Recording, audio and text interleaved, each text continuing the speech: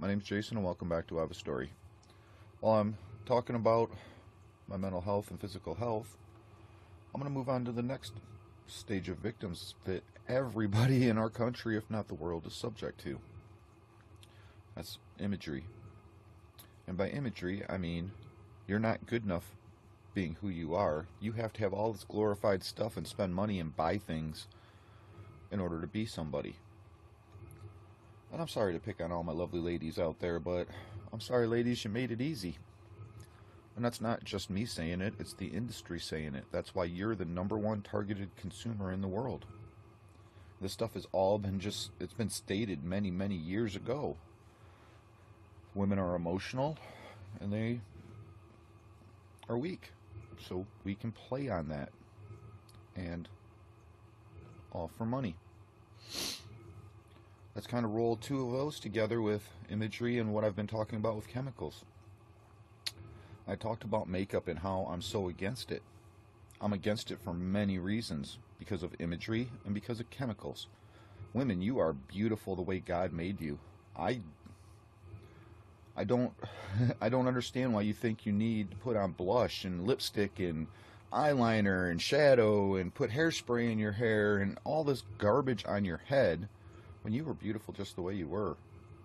Now, when I look at a woman like that, this is pretty much what I see.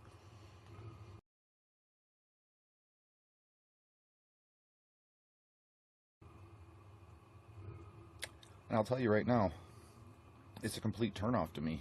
I would rather taste your natural beauty than some chemical that makes me puke. I've had women that, I get my nose an inch away from their skin and all I want to do is gag and throw up. It's disgusting. I don't want to taste it. I don't want to smell it. And then what's all that doing to you? You don't feel good enough about yourself. You have to have all these chemicals on your head, of all things, in order to be presentable, let alone beautiful. No, women, you are beautiful the way God made you.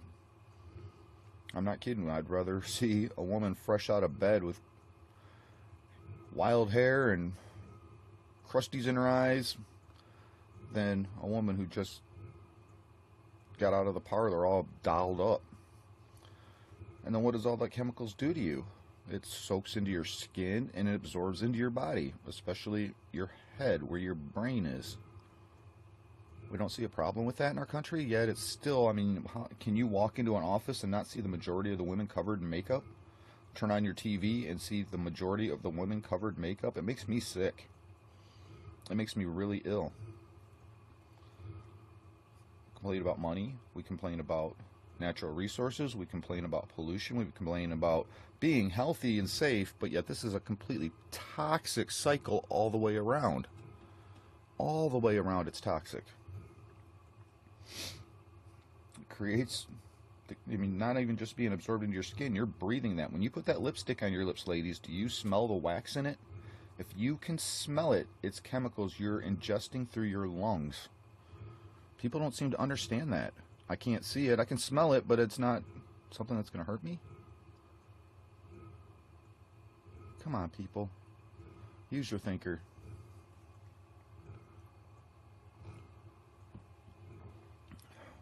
And with imagery, just this one all the way around.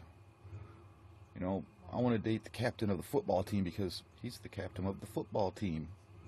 But what does that mean about who he is? Oh, I'm going to date a cheerleader because look at her. She's the lead cheerleader and she is so pretty.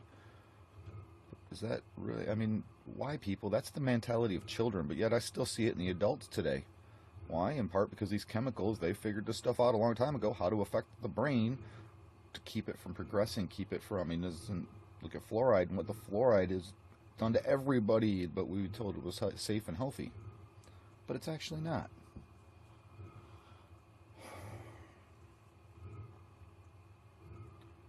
I'm sorry, women, but you are beautiful the way you are. I'm sorry, my peoples, but you don't just go and date somebody over the image of who you want them to be. That's wrong. It's what's destroyed so many marriages. I've seen it so many times. More in my life destroy relationships is people who look at somebody with an attraction, a physical attraction, and then want to think they can conform that person into the image they want that person to be. And it doesn't work that way, people. I've seen this so many times. More than anything, has been the number one thing I've seen that destroys relationships. People who want to pretend to be what they want to be, thinking that they're going to change the other person into what they actually want them to be, and just plop it all on them. I've been through it twice now in both my marriages. I've seen it in so many others.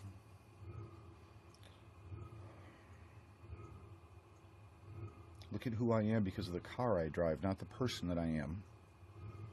Look at the house I live in. But don't worry about how I lied, cheated, stolen, did whatever I did to get the money to get that house. But look at, I got the house. Imagery has victimized and destroyed so many people. Then we even have quotes for it, keeping up with the Joneses. That's disgusting. I love where I live now, because where I used to live, people would say, man, you drive an old truck. When are you going to get a new one? No truck that's on the market today will touch or beat my truck. Why would I want a new one? Well, because it's old. And guess what? I moved to where I'm at now, and people all around go, Jason, that's one of the baddest trucks I've ever seen. Right. That's why I had it for 10 years. Couldn't beat it. And that's why they quit making them, because we don't want things that last. There's no money in that, because being rich isn't already enough. We want more and more and more, and just insane greed. And people really need to change their mindset, thinking that all this stuff out there being advertised to you is for you. It's not for you. It's for you to get sucked dry is what it is. And people need to start looking at the world that way and quit living in this childish mentality where I want a sucker, I want a sucker. I don't care about the teeth. I don't care about the tummy ache. I don't care about the diseases that come with eating a lifestyle of suckers. But let's do that with everything in our life. And we wonder why the leading causes of death are cancer and heart failure. And they are astronomical numbers compared to everything else. Imagery and chemicals right there alone will destroy your body and your heart, your mind and soul, all of it. And the thing is this stuff has all been told to us. They used to tell us this directly to our face, and did people forget, or did they not pay attention, or did they just let their brains fall victim to the chemical imbalance that just made them want to be a child and play? And all the entertainment that's been given to them, and look, you can just play. Well, who wants to do anything but play when that's the world that's been presented to us?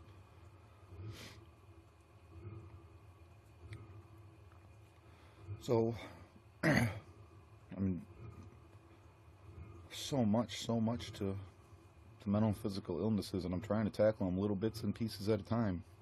And then in the end, I'll come through with a follow-up of all of it and put it all together, but I keep trying to tack away a little bit at a time at this stuff. But these are big ones. I mean, chemicals and imagery alone are huge. You eliminate those two and our world would be a totally different place.